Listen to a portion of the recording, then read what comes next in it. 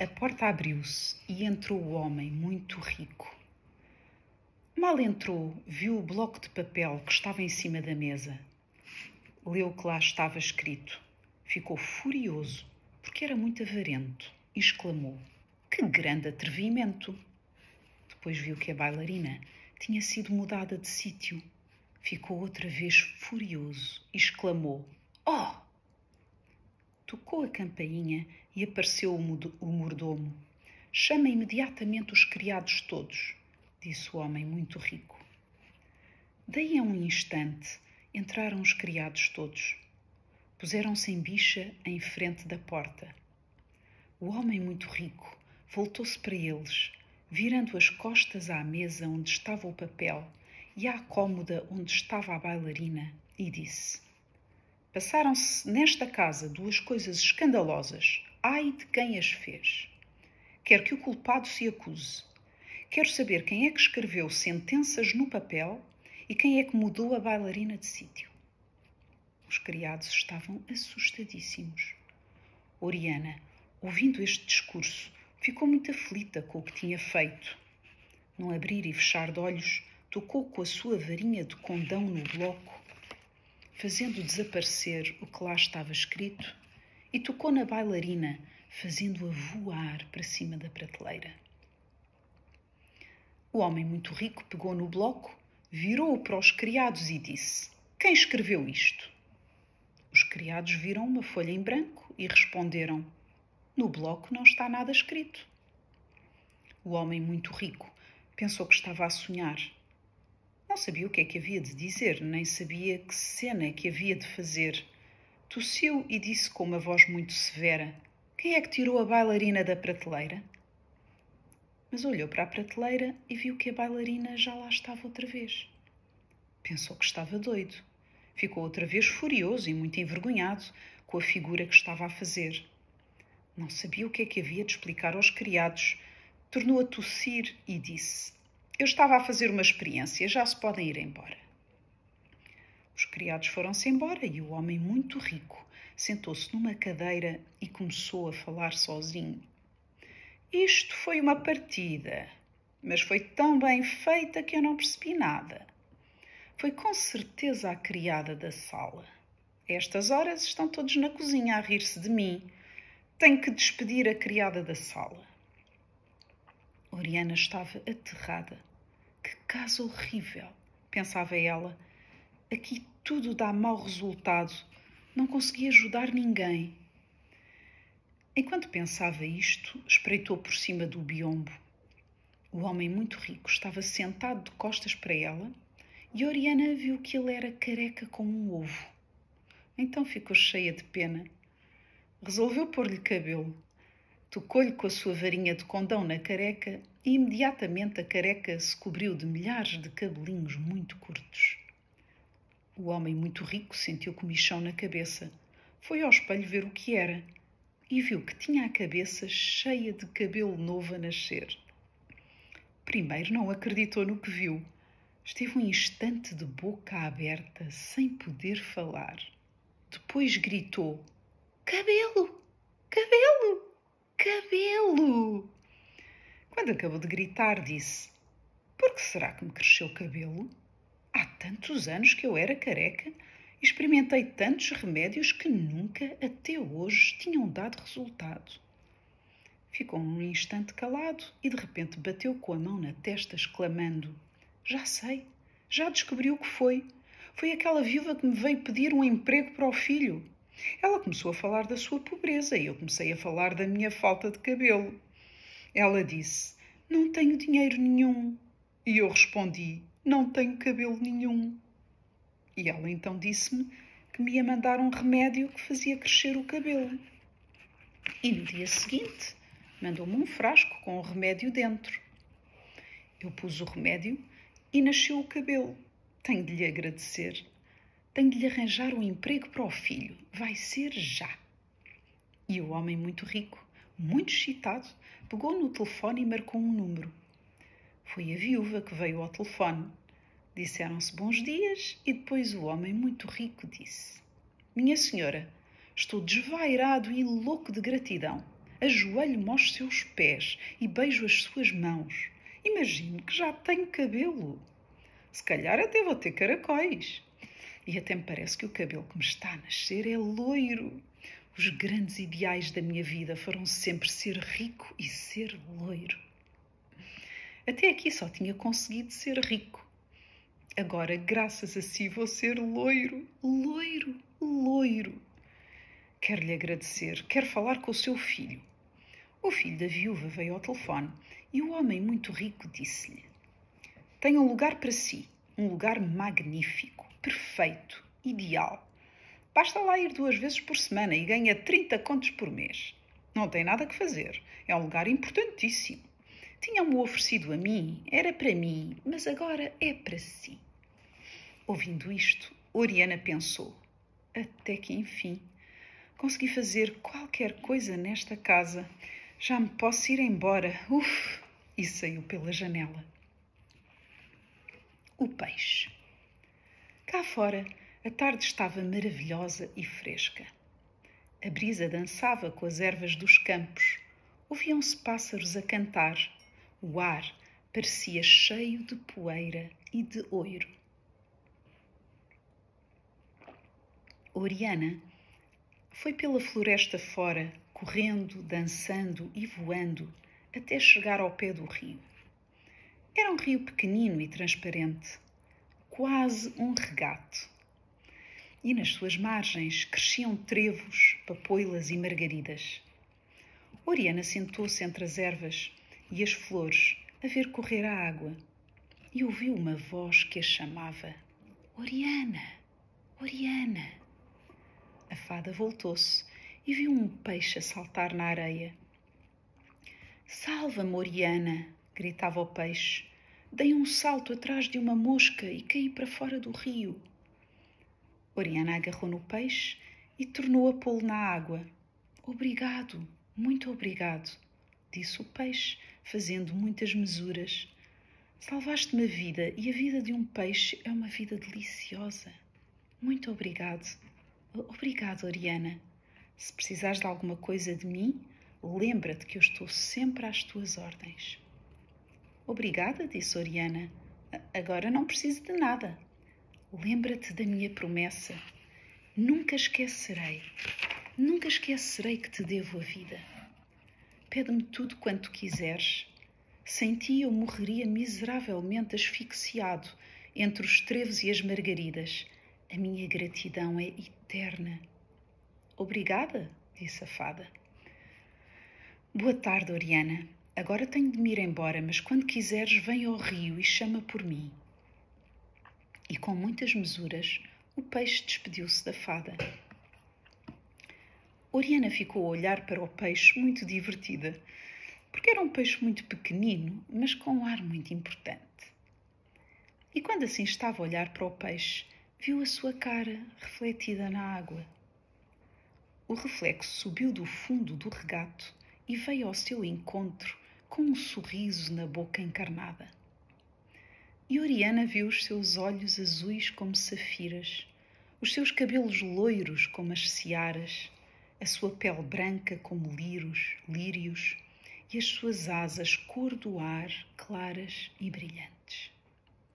Mas que bonita que eu sou, disse ela. Sou linda? Nunca tinha pensado nisto. Nunca me tinha lembrado de me ver. Que grandes que são os meus olhos. Que fino que é o meu nariz. Que doirados que são os meus cabelos. Os meus olhos brilham como estrelas azuis. O meu pescoço alto e fino como uma torre. Que esquisita que a vida é.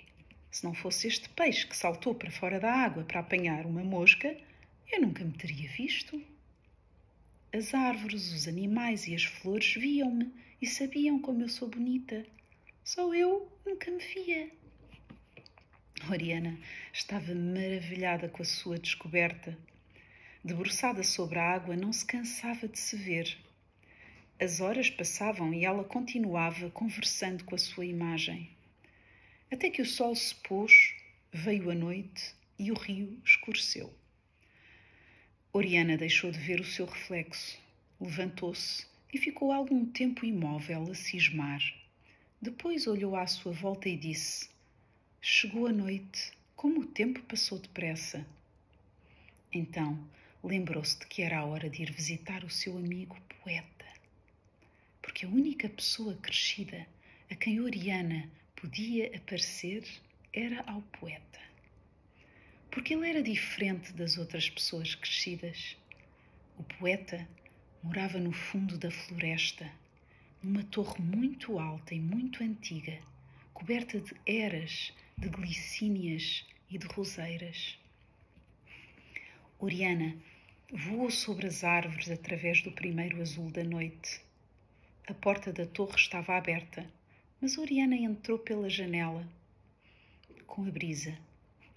As rosas da trepadeira estremeceram e dançaram quando ela chegou. Hoje vens tarde, disse o poeta.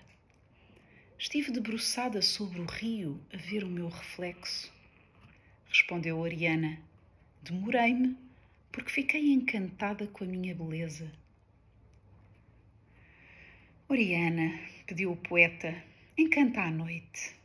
Então Oriana tocou com a sua varinha de condão na noite e a noite ficou encantada.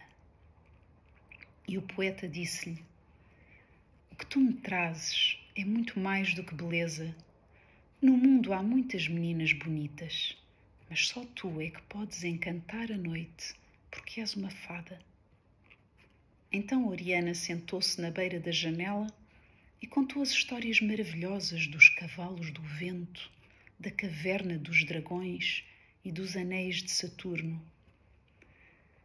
O poeta disse-lhe os seus versos, que eram claros e brilhantes como estrelas. Depois ficaram os dois calados enquanto a lua subia no céu, até que um sino trouxe de longe o som das 12 badaladas da meia-noite e Oriana e o poeta despediram-se. No dia seguinte de manhã, Oriana foi levar a velha à cidade, mas mal voltou da cidade, voou rapidamente para o rio. Ajoelhou-se na margem e inclinou-se sobre a água. O seu reflexo apareceu todo doirado de sol à tona do rio. Mas que bonita que eu sou, disse Oriana. Hoje ainda estou mais bonita do que ontem. Serei eu realmente tão bonita como me vejo na água? Oriana olhou bem para os outros sítios do rio onde se refletiam as árvores e pareceu-lhe que o reflexo das árvores no rio era mais bonito do que as próprias árvores. Se calhar, pensou ela, o meu reflexo é mais bonito do que eu. Como é que eu hei de saber a verdade? Então lembrou-se do peixe e chamou: Peixe, peixe, peixe, meu amigo. O peixe apareceu e disse: Bom dia, Oriana, aqui estou eu. Peixe, disse a fada, preciso de ti. Quero saber se o meu reflexo no rio é mais bonito do que eu. Nada no mundo é tão bonito como tu, disse o peixe. Tu és muito mais bonita do que o teu reflexo. Tens os olhos mais brilhantes, o cabelo mais dourado, a boca mais vermelha. Achas que sim? Perguntou Oriana e ficou a cismar. De repente teve uma ideia. Lembrou-se do espelho. Vou ver o que diz o espelho, disse. Até logo, peixe. E rápida como uma seta, dirigiu-se à casa do homem muito rico. A janela estava aberta e a sala estava vazia. Oriana entrou, disse bom dia às coisas e pôs-se em frente do espelho. Espelho, disse ela, olha-me bem e mostra-me como eu sou. Vi o meu reflexo no rio e achei-me linda. Mas tenho medo que o rio me tenha embelezado e lisonjeado, como lisonjeia a paisagem.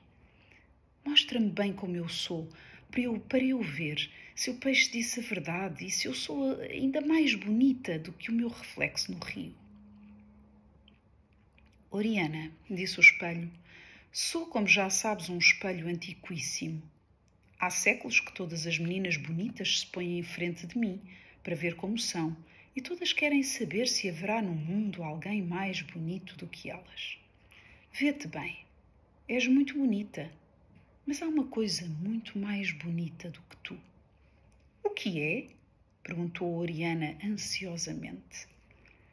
Uma parede branca, nua e lisa. Não me fales mais nessa parede, disse Oriana desconsolada. Mas depois olhou-se muito no espelho e disse: Eu acho-me linda. Ainda bem, disse o espelho. Mas não imaginas a quantidade de meninas que pelos séculos fora se olharam nos meus olhos de vidro e disseram: Acho-me linda. Então adeus, disse a fada um pouco zangada. Não te vás já embora. Quero-te pedir uma coisa. O que é? Tira outra vez o cabelo ao homem muito rico. Mas por que é que eu hei de fazer essa maldade? Porque ele passa o dia em frente de mim, a ver-se em mim e a dizer: é um cabelo lindo. E eu já não o posso olhar. Nesta casa, disse Oriana, tudo dá mau resultado. E foi-se embora. Cá fora pensou: nunca mais volto a esta casa. O espelho fez troça de mim. Aqui não há que falte e tudo é irremediável. E foi outra vez para o rio. Sentou-se à beira da água e apareceu o peixe. Peixe, disse Oriana, vi-me no espelho do homem muito rico e achei-me muito bonita, tão bonita como neste reflexo do rio. Mas o espelho disse-me que havia uma parede branca que era ainda mais bonita do que eu. Os espelhos são os sonhadores, estão sempre a imaginar o que não veem. És muito mais bonita do que uma parede. Eu nunca vi ninguém tão bonito como tu. Mas acho que é uma pena andares tão mal penteada. Hã? Disse Oriana inquieta. Tens de mudar de penteado, disse o peixe. Eu ensino-te. E o peixe começou a ensinar. Faz risco ao lado. Puxa os caracóis mais para trás. Puxa a onda da direita mais para a frente. Põe a onda da esquerda mais para trás e faz caracóis na nuca. Oriana fez tudo quanto o peixe disse, mas ele ainda não ficou contente. Mandou-a desmanchar o que tinha feito e recomeçar tudo outra vez. Oriana fez e refez ondas e caracóis até que começou a escurecer. Agora está melhor, disse o peixe, mas amanhã vamos experimentar outro penteado. Então até amanhã, disse Oriana, e foi lentamente cismando pela floresta fora. Era quase noite quando chegou à torre do poeta. Sentou-se na beira da janela e perguntou: Achas que estou diferente? Não, disse o poeta. Acho que estás igual. Mas mudei de penteado. Não tinha reparado. Oriana ficou calada, desconsolada com a resposta, e o poeta pediu-lhe: Oriana, enche o ar de música. Oriana tocou com a sua varinha de condão no ar e o ar encheu-se de música. Estava lua cheia e o luar inundava tudo. Cheirava a madre silva e a rosas. Oriana, pediu o poeta, dança a dança da noite de hoje. Então Oriana começou a dançar no ar, em pontas dos pés, a dança da noite de luar da primavera. Dançava como as flores dançam no vento e os seus braços eram iguais ao correr dos rios. O poeta sentou-se na beira da janela a vê-la e do fundo da floresta vieram os veados, os coelhos, as aves e as borboletas para verem a dança da fada. Até que o vento trouxe de longe o som das 12 badaladas da meia-noite. Oriana despediu-se do poeta e desapareceu. No dia seguinte, de manhã, Oriana, depois de levar a velha à cidade, foi a correr ajoelhar-se em frente do rio. O peixe já estava à sua espera. Começaram logo a ensaiar penteados. O peixe mandou a fazer uma coroa de flores para pôr na cabeça. Oriana passou a manhã e a tarde a colher flores, a ver-se no rio e a ouvir os elogios do peixe.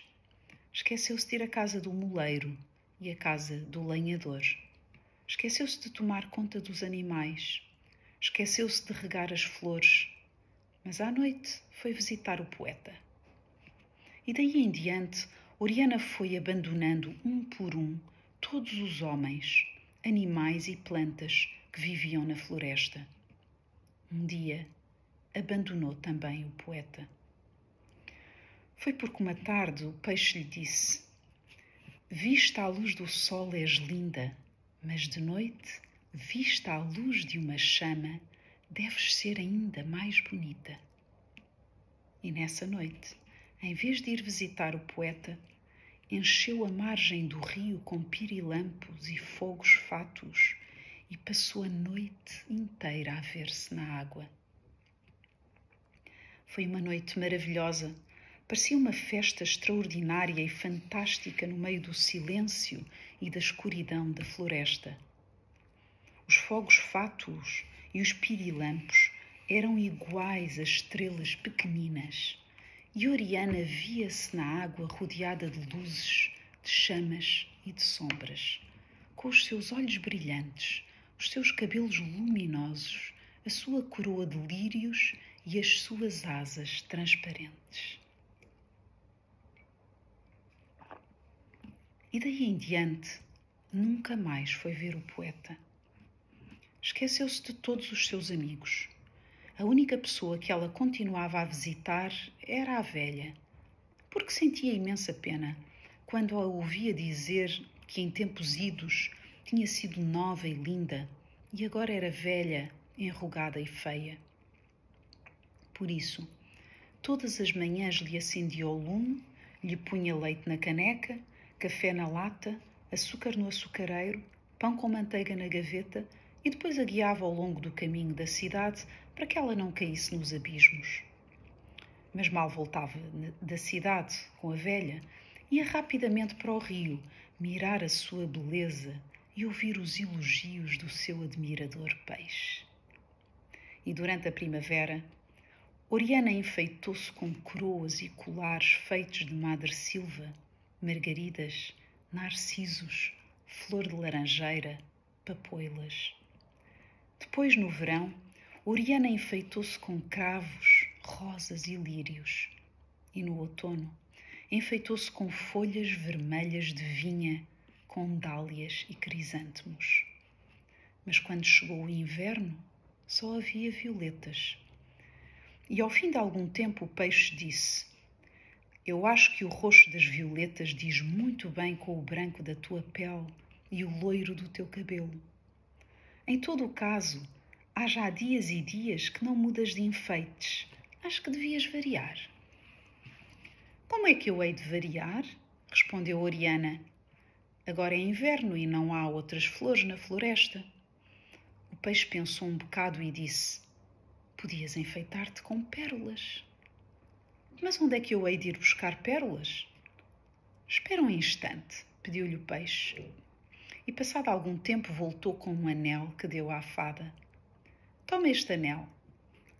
Oriana pegou no anel e ele disse-lhe: põe o anel no teu dedo e voa até ao mar. E quando chegares à orla das ondas, chama pelo peixe Salomão, mostra-lhe o anel e pede-lhe que te traga 1000 pérolas do mar do Oriente. Oriana assim fez. Voou sobre florestas, montes, cidades e campos, até que chegou a uma praia muito grande e deserta, onde se quebravam cheias de espuma as ondas do mar. E foi até à orla das ondas e chamou: peixe, peixe, peixe Salomão. E apareceu um peixe preto e azul, com os olhos vermelhos, e perguntou: quem me chama? Sou eu, a fada Oriana, trago-te este anel. Diz o que queres. Quero que me tragas 1000 pérolas do mar do Oriente. Senta-te naquele rochedo, respondeu o peixe Salomão, e espera que eu volte. Oriana sentou-se no rochedo e esperou 7 dias e 7 noites. De vez em quando lembrava-se da velha, mas pensava: Com certeza que o peixe não se há de demorar. Ela nem vai dar pela minha falta. Conhece tão bem o caminho que com certeza não há de cair no abismo. Depois da 7ª noite, o peixe apareceu ao romper o dia. Trazia uma grande casca de tartaruga que tinha lá dentro as 1000 pérolas. Obrigada, peixe Salomão, disse a fada. E pegando na casca de tartaruga, voltou para a floresta. A rainha das fadas. Mal chegou à beira do rio, Oriana chamou: Peixe, meu amigo, aqui estão as pérolas. E o peixe trouxe do fundo do rio 10 fios de prata, e Oriana enfiou as pérolas e fez 10 colares. Enrolou um colar à volta do pescoço, enrolou um colar à volta de cada braço e entrançou nos seus cabelos os outros 7 colares. Depois debruçou-se nas águas. Era um dia de inverno muito luminoso e transparente. E Oriana viu o seu reflexo mais claro e mais nítido do que nunca. E nunca se tinha achado tão bonita. O brilho redondo das pérolas rodeava o seu pescoço, refletia-se na sua pele, iluminava o seu cabelo.